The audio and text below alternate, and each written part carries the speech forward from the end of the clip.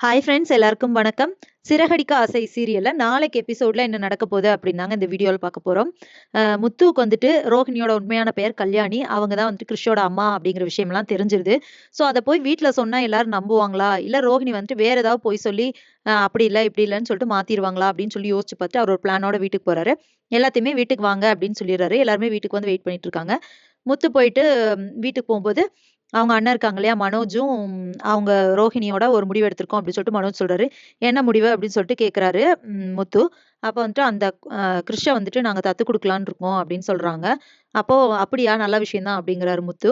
அதுக்கப்புறமா மீனா என்ன சொல்றாங்கன்னா, ஏங்க 25 லட்ச ரூபா பணத்துக்கு விற்கிறேன்னு சொல்றாங்கங்க, அது எப்படி நீங்க சரின்னு சொல்றீங்க அப்படிங்கிறாங்க.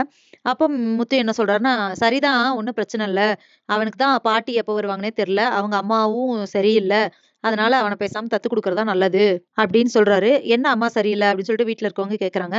ஆமா, அவங்க அம்மா வந்துட்டு ஒரு மோசமான பொம்பளை அப்படின்னு சொல்றாரு. ஏன் அப்படி சொல்றீங்க அப்படின்னு சொல்லும்போது, இல்ல அவங்க தப்பான தொழில் பண்றாங்க அப்படிங்கிற மாதிரி சொல்றாங்க. இதை கேட்க கேட்க ரோஹிணிக்கு செம்ம டென்ஷன் ஆயிருது. அப்படிலாம் சொல்லாதீங்க, தெரியாம நீங்க எப்படி பேசுவீங்க அப்படின்னு சொல்றாங்க. இல்ல எனக்கு தெரியும், என் வண்டியில சவாரி வந்த ஒருத்தர் தான் அவங்கள கூட்டிட்டு போனாங்க அப்படிங்கிற மாதிரிலாம் சொல்றாரு. இதுல இதுல எப்படி அப்படின்னா அவங்கள வந்து ட்ரிகர் பண்றாரு. அதாவது இப்படி ஏதாவது சொன்னா ரோஹிணி பேசிடுவாங்களோ அப்படின்னு சொல்லிட்டு. ஆனா அதே மாதிரி தான் நடந்துச்சு. கடைசியில வந்துட்டு ரோஹிணி என்ன பண்ணிடுறாங்கன்னா, தேவையில்லாம இப்படி தப்பா பேசாதீங்க, கிறிஷோட அம்மா வந்துட்டு வேற யாரும் இல்ல, நான் தான், அவன் என் பையன் தான் அப்படின்னு சொல்றாங்க.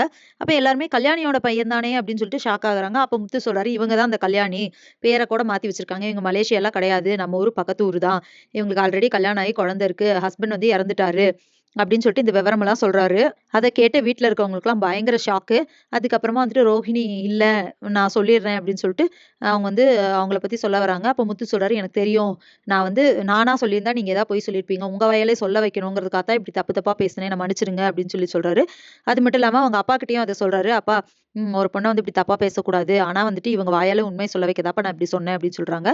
வீட்ல எல்லாருமே என்ன ஆல்ரெடி கல்யாணம் ஆயிருச்சா இவங்களுக்கு அப்படின்லாம் ஷாக் ஆயிருக்காங்க.